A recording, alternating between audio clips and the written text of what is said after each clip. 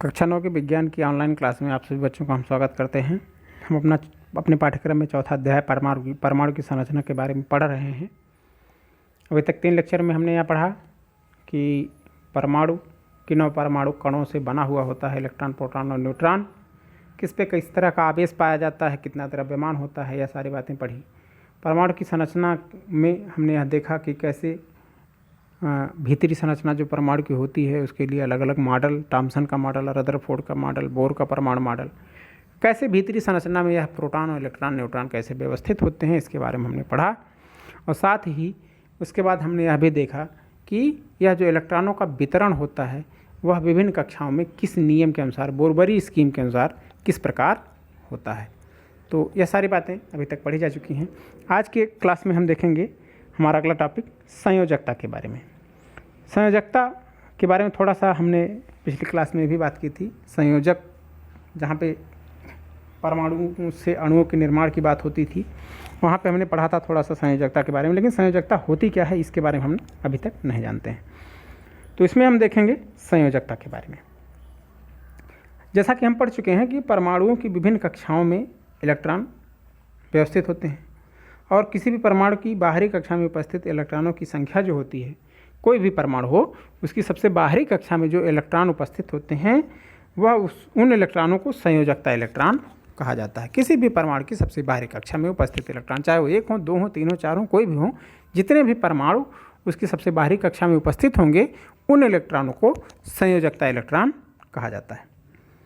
बोरबरी scheme से हम यह भी जानते हैं, दूसरा जो पॉइंट था बोरबरी स्कीम का, कि किसी परमाणु की जो बाह्यतम कक्षा होती है उसमें अधिकतम 8 इलेक्ट्रॉन ही रखे जा सकते हैं।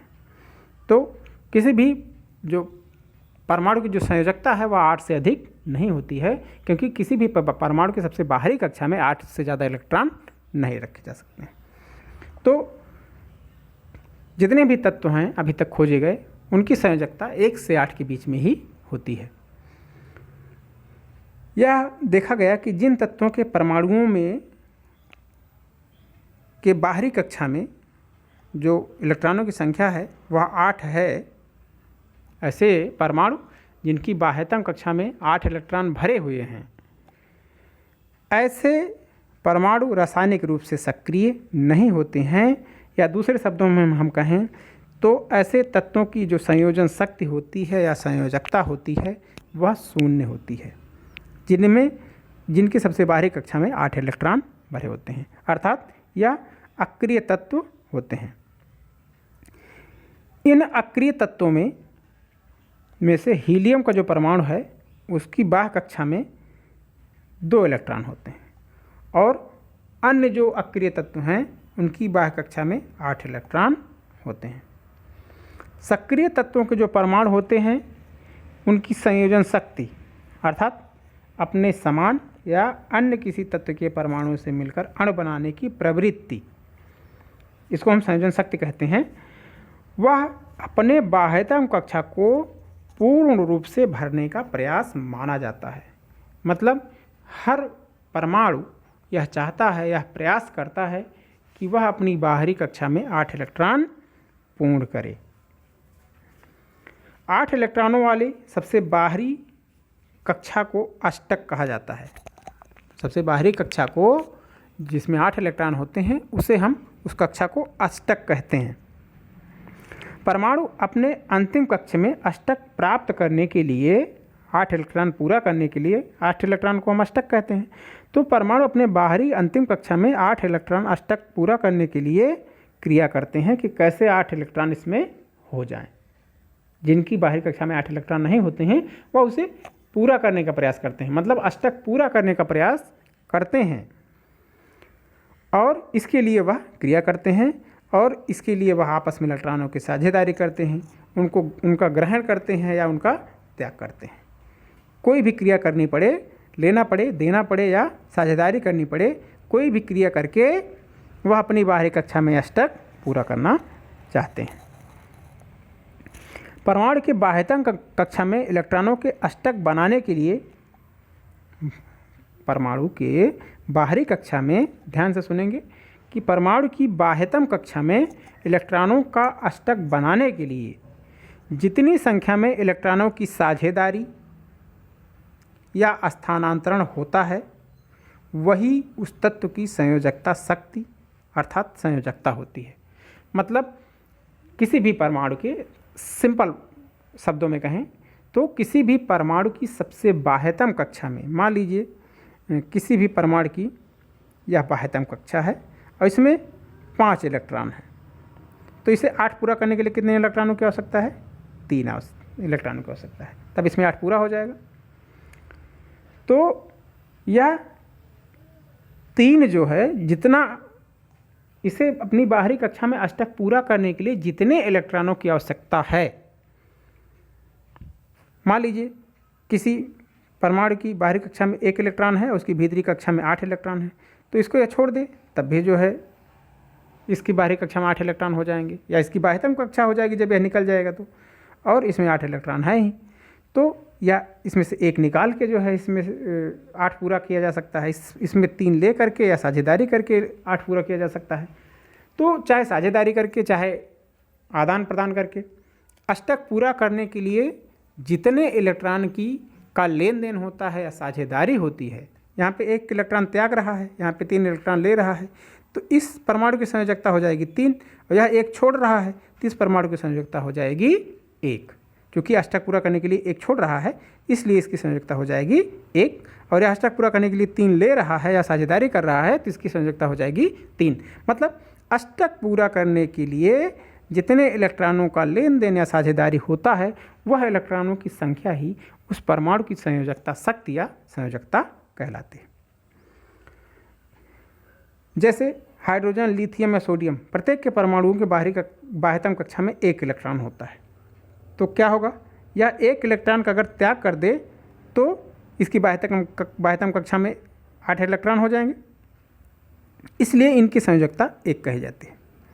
इसी तरह मैग्नीशियम एल्युमिनियम की संयोजकता होती है, या 2 और 3 क्रमशः होते हैं, क्योंकि इनकी बाह्यतम कक्षा में 2 इलेक्ट्रॉन और एल्युमिनियम की बाह्यतम कक्षा में 3 इलेक्ट्रॉन होते हैं, तो वह 2 इलेक्ट्रॉन का त्याग करके अपनी बाह्यतम कक्षा में 8 इलेक्ट्रॉन पूरा कर सकता है। एल्युमिनियम अपनी बाह्यतम कक्षा में 3 इलेक्ट्रॉन त्याग करके अष्टक पूरा कर सकता है। उसके पहले वाली कक्षा में 8 इलेक्ट्रॉन है, बाहरी कक्षा में 3 इलेक्ट्रॉन है, इन तीनों को छोड़ देते इसकी बाहरी कक्षा में 8 इलेक्ट्रॉन पूरे हो जाएंगे।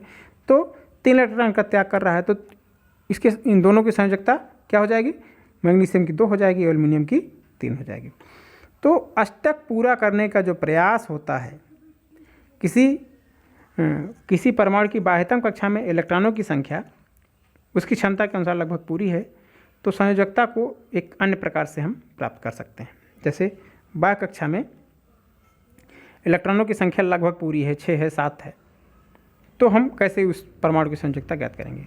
जैसे फ्लोरीन का परमाणु जो है उसकी बाह्यतम कक्षा में 7 इलेक्ट्रॉन होते हैं, और अब इसकी संयोजकता 7 हो सकती है, लेकिन बाहरी कक्षा में अष्टक बनाने के लिए फ्लोरीन को 7 इलेक्ट्रॉनों का त्याग करने की अपेक्षा 1 इलेक्ट्रॉन प्राप्त करके अष्टक पूरा करना अधिक आसान है।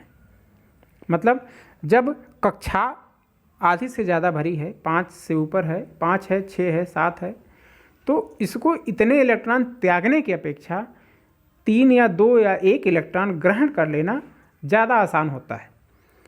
तो जितने इलेक्ट्रॉन वह अपनी कक्षा में अष्टक पूरा करने के लिए ग्रहण करता है वह इलेक्ट्रॉनों की संख्या उस तत्व की संयोजकता कहलाती है।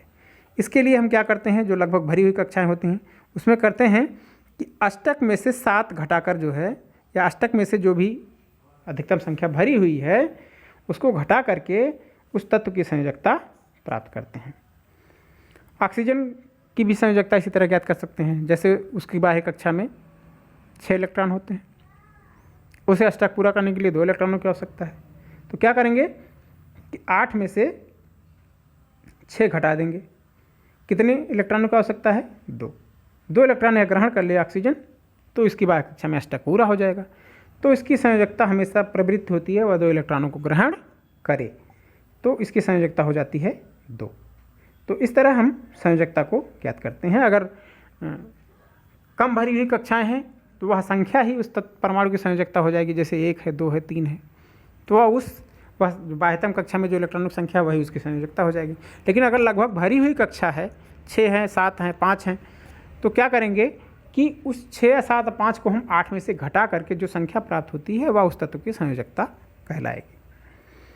तो प्रत्येक तत्व के लिए एक निश्चित संयोजन शक्ति होती है और इस संयोजन शक्ति को हम संयोजकता के नाम से जानते हैं। पहले जो 18 तत्व हैं उनकी संयोजकता जो है इस सारणी में दी गई है।